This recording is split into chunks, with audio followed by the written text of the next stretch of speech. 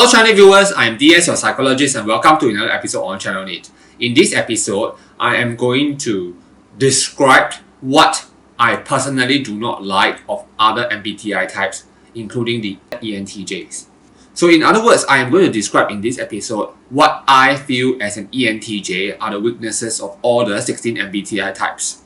So to be accurate, I'm actually only going to describe 13 MBTI types. This is because in my own personal experience, I do not know enough ESTPs and ISTPs to comment about them, and I can't really figure out what would be a credible weakness for the ESTJ. So I'm also missing the ESTJ out.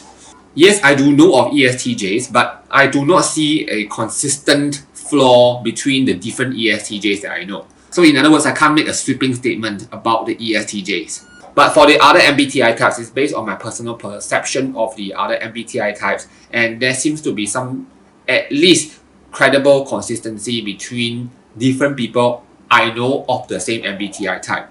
So rest be assured, my comments for today is definitely not based on stereotypes.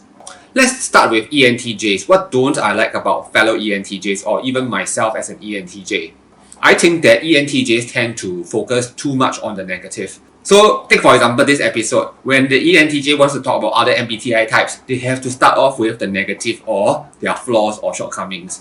The problem is the ENTJ is sort of built to design to look at flaws quite quickly. So this is also why they can't help but be critical and point out to you what are the negative sides of what you are doing, be it an essay or your presentation. I think the ENTJ is also very stingy when it comes to compliments.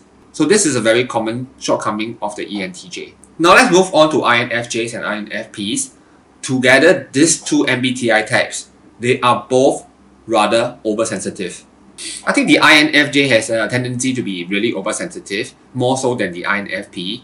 The INFP doesn't look that sensitive because if they think otherwise or they think that you don't like them, that kind of a thing, they will show it on their face, or they question you, or they ask somebody else, is it true that DS doesn't like me?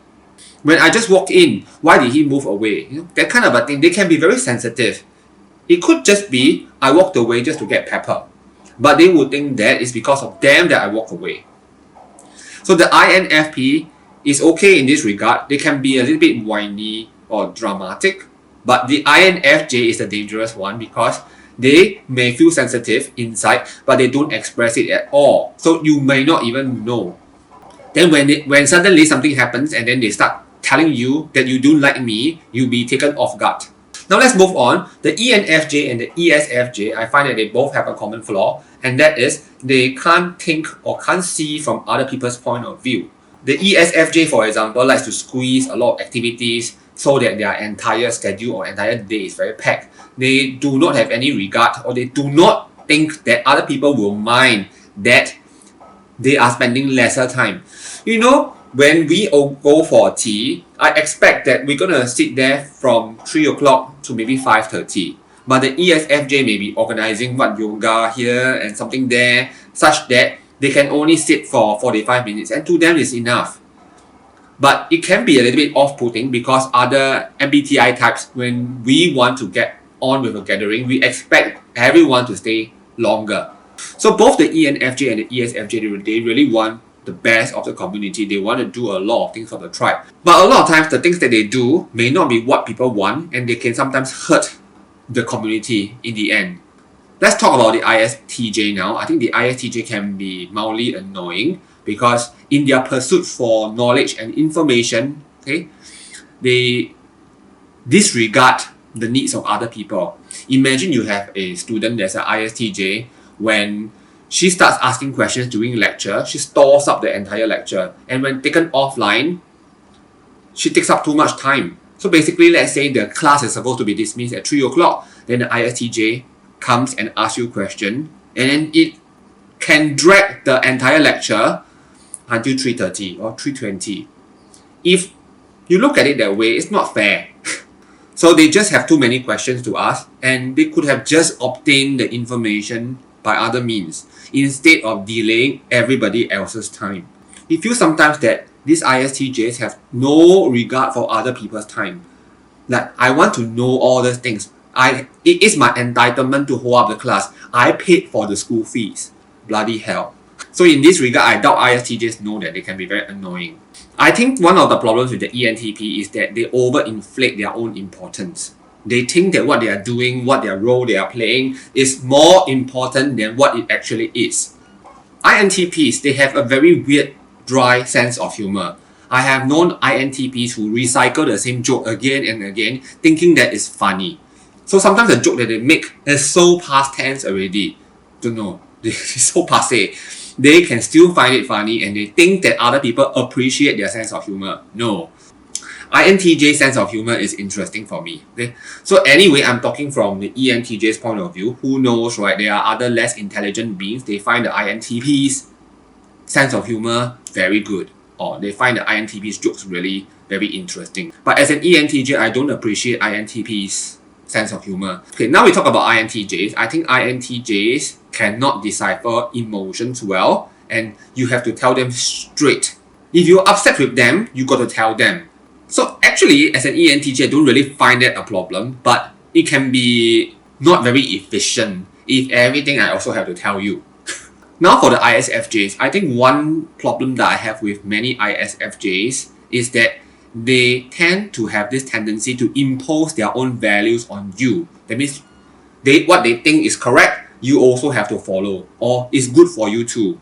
So for this one, I have an example. It could be a very trivial example to you, but I think it is a way to show that ISFJ, sometimes they just like to impose what they believe onto you. And it can be a burden.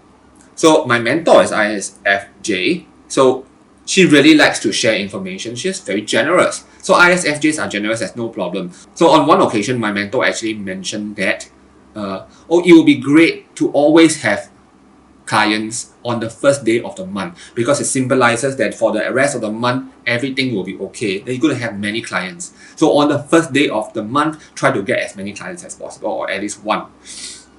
Well, this is her way of thinking, right? This is what she believes in. So there was a point in time I really felt very lousy because I do not have clients on the first day of the month. So just because of what she said actually could have affected people like myself even. Now I don't get affected by this anymore. But for a period of time, I thought what she was saying is correct. I believed her, and it just changed my own energetic dynamics. Now I'm going to talk about the ENFPs. The ENFPs can really be very easily contented with life. So easily contented with life. I don't know how to say. They are motivated, but it's almost as if you have a child, they're so happy that they get 70 marks, you know. Oh, I got an A2. But ENTJs, we target much higher. We want to score 90 something. On top of that, one problem that I have with a lot of ENFPs is that they make suggestions, they're very enthusiastic about it, but they cannot follow through.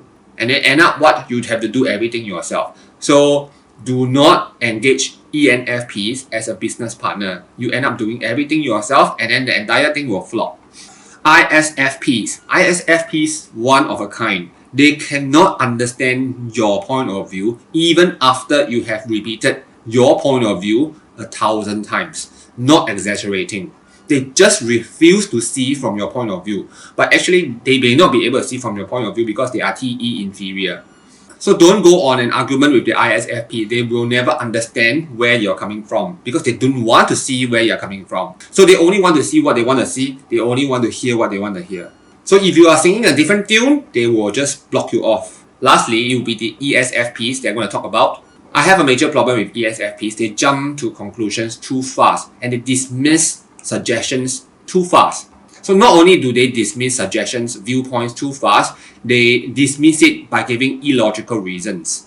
The ESFP is also likely to be too impulsive. Okay, the comments that I made in this video, I would say are really brutally honest. But many MBTI types would rather have sugar-coated words. But the ENTJs, you know, fellow ENTJs and INTJs, that honesty is the best policy. So viewers, what things don't you like about other MBTI types, all the 16 of them? Do comment below and share with us. Okay, at our channel we produce a lot of videos such as this one. If you have enjoyed our content, do give us a like. If you have not already subscribed, do consider subscribing so that we can bring you more ENTJ, INTJ, MBTI and fun stuff. Okay, I'm going to sign off now and I'll see you in our next episode. Bye bye.